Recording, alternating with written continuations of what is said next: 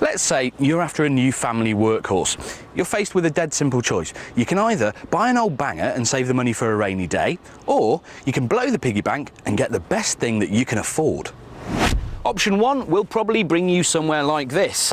Volvo 940 Estate in green. I bought it last week for 695 quid, and let me tell you, it was a steal. There is absolutely nothing wrong with it. It has electric windows, even heated seats, and a vast cargo area. The 2.3 litre engine is never going to break any land speed records, but it's never going to break full stop. Like most Volvos, it's built like a brick, toilet, and is a thoroughly excellent way to transport a family. Option 2, the one that involves emptying your savings account, could get you something like this.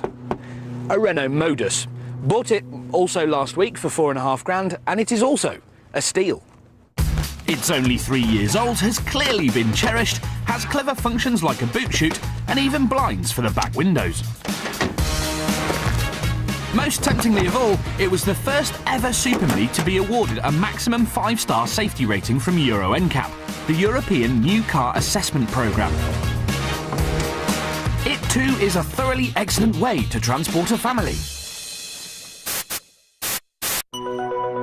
Now, here's a question for you. Imagine these two cars collide head-on, each travelling at 40 miles an hour. Think about you and the person you care most about in the whole world being involved in a crash. The question is, which one would you prefer to be in?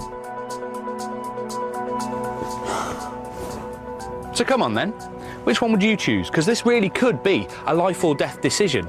And don't spend too long working it out, because Girls Aloud won't all fit inside. It has to be someone that you really care about, like your mum, or one of your kids, or that mate that looked after you when you had that funny turn in Amsterdam.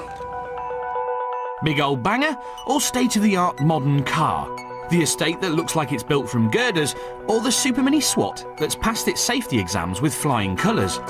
Where would you want to sit? Frankly, it's something even the experts are unsure about. But in a world's first crash test, we're going to find out. You see, in a few minutes, these two cars will be hurled together at a closing speed of 80 miles an hour. Which is going to come off best? Ladies and gentlemen, faites vos jeux. That's French for place your bets.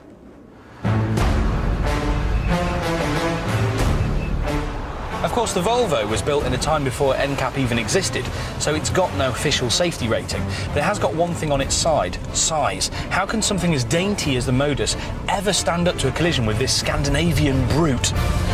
In its day, the 940 won awards for safety, but since then the game has moved on massively with stuff like seatbelt pretensioners and intelligent airbags.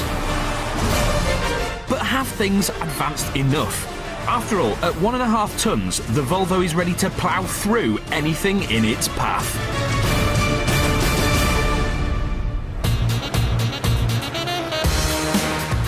Well, the Modus didn't get 5 stars for nothing. It may look cute, but it's actually exceptionally strong in the body. When they crashed this thing into a concrete block at 40 miles an hour for the frontal impact test for Euro NCAP, this driver's footwell didn't deform at all.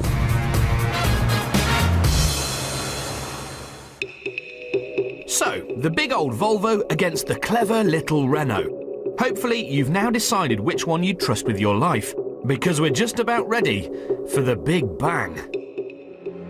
Have you made the right decision?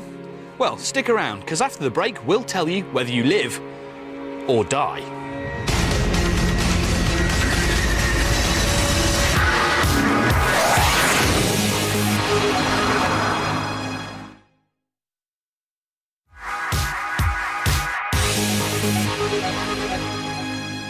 Welcome back to the exact spot where in just a few minutes there'll be an awfully big mess. You see, look over here.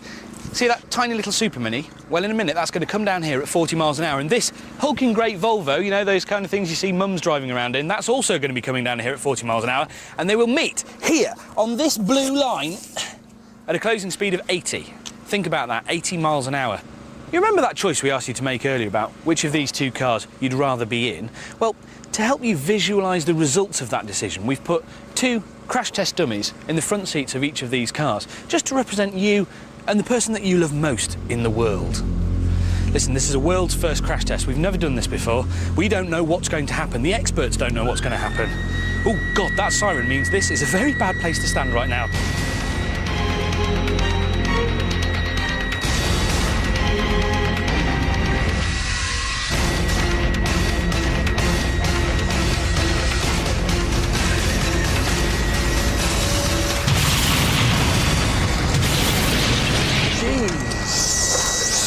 Jesus monkey.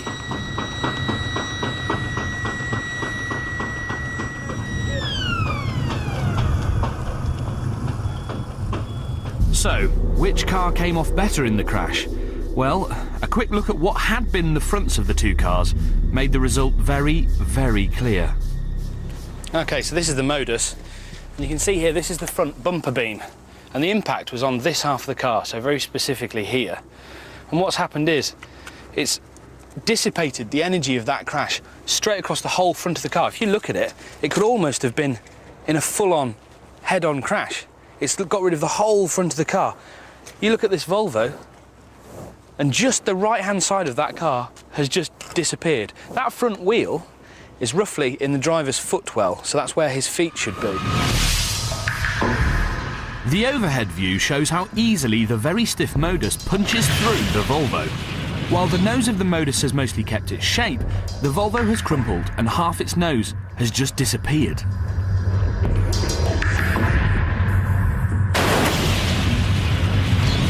It's extremely hard to make small cars safe, but the Modus is constructed using very high-strength steel that channels the energy through the sides and subframe rather than the occupants.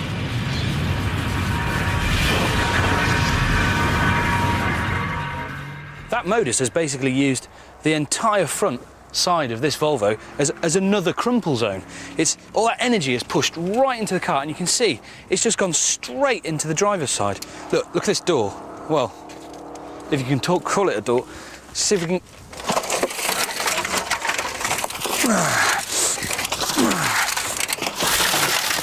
Right, come here.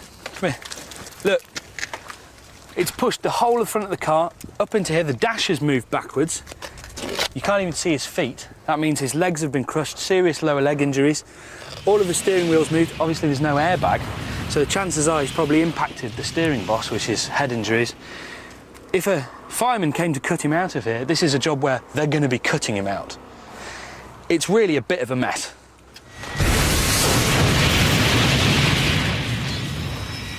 If we come back over to the Modus, immediately we can see we've actually got a door. Let's just...